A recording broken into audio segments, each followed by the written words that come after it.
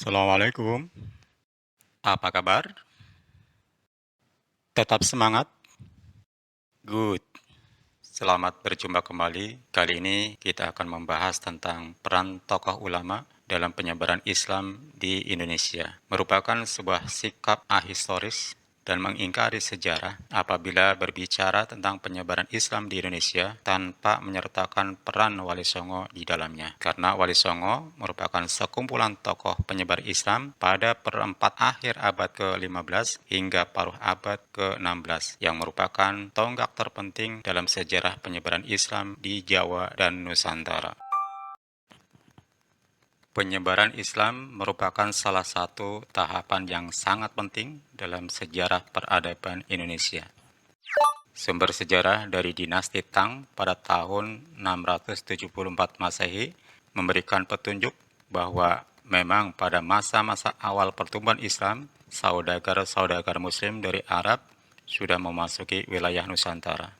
Dorongan yang kuat bagi saudagar-saudagar Arab pada masa-masa awal Islam untuk menyebarkan Islam sampai ke wilayah Nusantara tersebut didorong oleh hadis Rasulullah SAW yang berbunyi, An Abdillah ibni Amrin anna Nabiyya sallallahu alaihi wasallam qala ballighu anni walau ayah, rawahul Bukhari.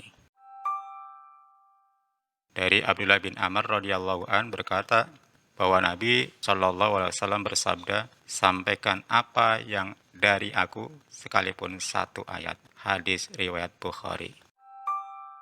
Para wali telah merumuskan strategi dakwah atau pendekatan yang sistematis, terutama bagaimana mengenalkan Islam pada masyarakat yang memegang teguh kebudayaan Jawa maupun kebudayaan Nusantara, yang sudah sangat tua, kuat, dan sangat mapan. Para wali memiliki metode yang sangat bijak dalam memperkenalkan Islam, yaitu tidak dengan serta-merta, tidak juga secara instan, melainkan dengan strategi jangka panjang.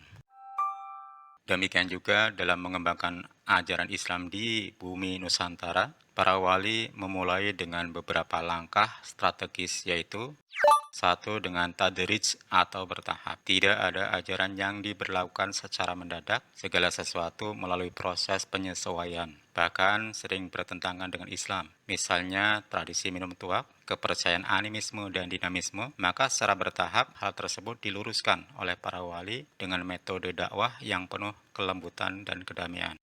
Yang kedua, dengan adamul haraj atau tidak menyakiti. Para wali tidak menyebarkan ajaran Islam dengan mengusik tradisi asli masyarakat Nusantara, bahkan tidak mengusik agama dan kepercayaan mereka, namun memperkuatnya dengan cara-cara yang Islami. Para wali menyadari betul ciri khas Nusantara yang beragam suku, multi etnis, beragam budaya, dan ragam bahasa merupakan anugerah Allah Subhanahu wa Ta'ala yang tiada tara.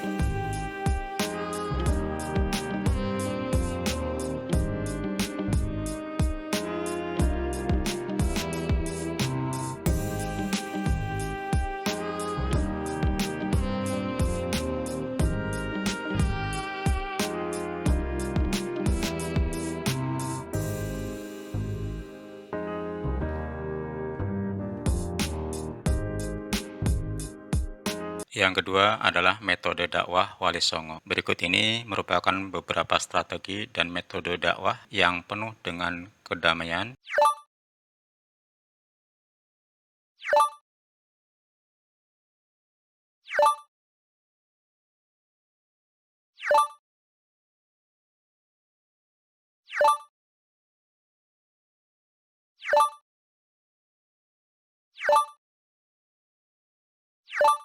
yang ditempuh oleh Wali Songo, yaitu satu, ceramah.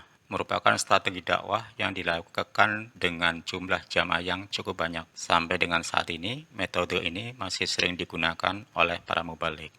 Yang kedua, tanya jawab atau diskusi. Metode ini tidak saja dilakukan dalam konteks dakwah, namun dalam penyampaian materi di dunia pendidikan pun masih menggunakan metode ini. Yang ketiga adalah keteladanan. Wali Songo juga memberikan teladan yang nyata kepada masyarakat. Yang keempat, pendidikan. Pesantren-pesantren, pengajian, dan juga pengajaran yang dilakukan oleh para wali Songo merupakan lembaga yang produktif untuk melakukan transfer of knowledge dan transfer of value kepada para santri.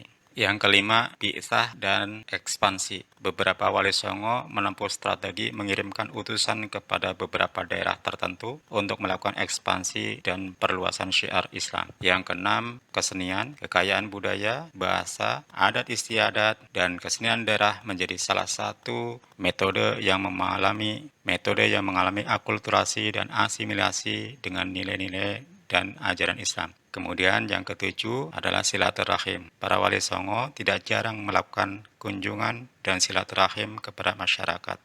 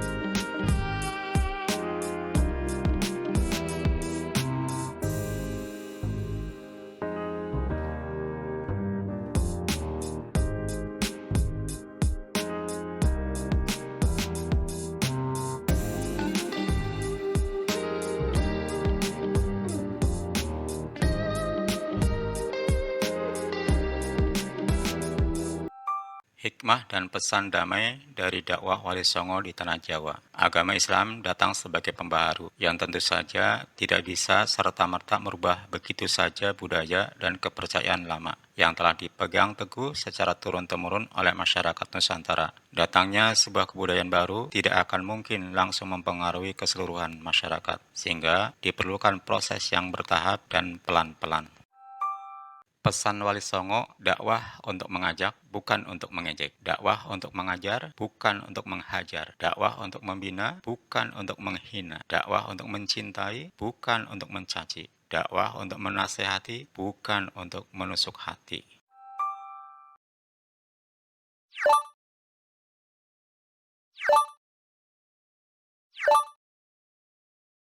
Demikian presentasi yang bisa kami sampaikan. Terima kasih atas atensi dan perhatian kalian. Mohon maaf bila ada kekurangan. Kita tutup perjumpaan kali ini dengan membaca Subhanallah wa bihamdik. Asyhadu an la ilaha illa anta. Astaghfiruka wa atubu ilaik. Assalamualaikum warahmatullahi wabarakatuh.